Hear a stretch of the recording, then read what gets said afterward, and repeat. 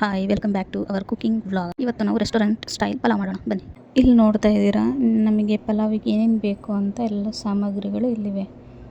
ಆಯಿತಾ, ನೀವು ನೋಡ್ಕೊಳ್ಳಿ. ಎಲ್ಲ ತರಕಾರಿಗಳು ರೆಡಿ ಆದ ನಂತರ ಒಂದು ಮಿಕ್ಸಿ ಜಾರ್ ತೊಗೊಳ್ಳಿ. ಅದಕ್ಕೆ ಶುಂಠಿ, ಬೆಳ್ಳುಳ್ಳಿ, ಹಸಿಮೆಣಸಿನ್ಕಾಯಿ ಮತ್ತು ಸ್ವಲ್ಪ ಪುದೀನ, ಸ್ವಲ್ಪ ಕೊತ್ತಂಬರಿ, ಆಮೇಲೆ ಸ್ವಲ್ಪ ಸ್ಪೈಸಸ್ ಹಾಕಿ ಅದನ್ನು ಸೈಡಿಗೆ ಇಟ್ಕೊಳ್ಳಿ. ಆಮೇಲೆ ಸ್ವಲ್ಪ ಮೊಸರು ತೊಗೊಳ್ಳಿ. ಅದಕ್ಕೆ ಮಸಾಲೆಗಳು ಹಾಕಿ ಚೆನ್ನಾಗಿ ಕಲಿಸ್ಕೊಳ್ರಿ. ಮೊಸರು ಯಾಕೆ ಹಾಕ್ತೀವಪ್ಪ ಅಂದರೆ ಪಲಾವ್ ಟೇಸ್ಟ್ ತುಂಬ ಚೆನ್ನಾಗಿ ಬರುತ್ತೆ. ರೆಸ್ಟೋರೆಂಟ್ ಸ್ಟೈಲ್ ಪಲಾವ್ ಬೇಕಂದರೆ ಮೊಸರು ಆ್ಯಡ್ ಮಾಡಿ ನೋಡಿ.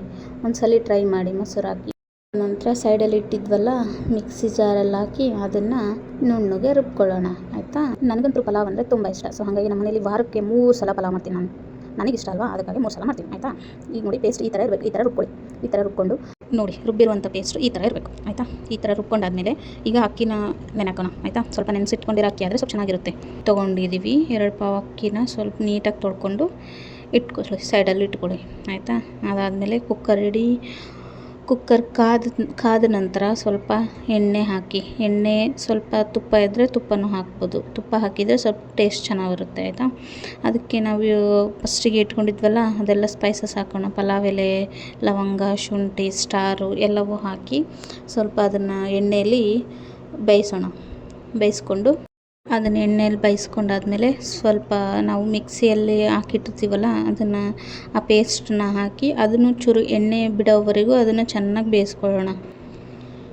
ಅದು ಬೇಯಿಸ್ಕೊಂಡಾದ ನಂತರ ನೀವು ಜಾಸ್ತಿ ಸ್ವಲ್ಪ ಸ್ಪೈಸಿ ತಿನ್ನೋರಿದ್ದರೆ ಅದಕ್ಕೆ ಸ್ವಲ್ಪ ಎಕ್ಸ್ಟ್ರಾ ಹಸಿಮೆಣಸಿನ್ಕಾಯಿ ಹಾಕ್ಕೊಂಡು ಸ್ವಲ್ಪ ಈರುಳ್ಳಿ ಎರಡನ್ನೂ ಮಿಕ್ಸ್ ಮಾಡಿ ಹಾಕಿ ಮೆಣಸಿನ್ಕಾಯಿ ಆಮೇಲೆ ಉಳ್ಳಾಗಡ್ಡಿ ಬೆಂದಾದಮೇಲೆ ಸ್ವಲ್ಪ ಬಟಾಣಿ ತೊಗೊಳ್ಳಿ. ಬಟಾಣಿ, ಕ್ಯಾರೆಟ್, ಬೀನ್ಸ್ ಆಮೇಲೆ ಸ್ವಲ್ಪ ಆಲೂಗಡ್ಡೆನೂ ಸೇರಿಸ್ಕೊಂಡು ಅದನ್ನು ಚೆನ್ನಾಗಿ ಬಾಡಿಸಿ.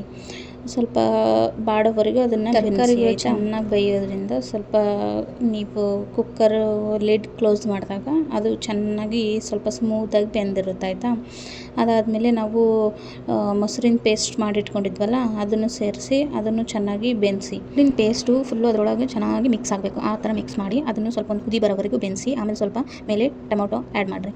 ಆಯಿತಾ, ಟೊಮೊಟೊ ಆ್ಯಡ್ ಮಾಡಿದ್ಮೇಲೆ ಸ್ವಲ್ಪ ಎಕ್ಸ್ಟ್ರಾ ಪುದೀನ ಹಾಕ್ರಿ ಫ್ಲೇವರ್ಗೆ.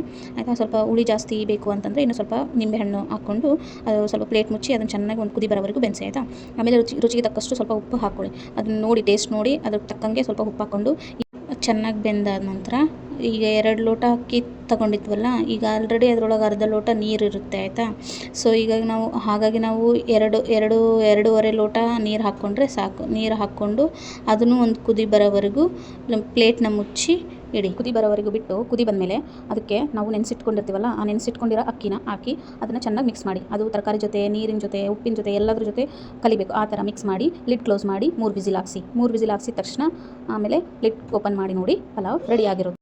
ನೋಡಿ, ನಮ್ಮ ಪಲಾವ್ ರೆಡಿಯಾಗಿದೆ.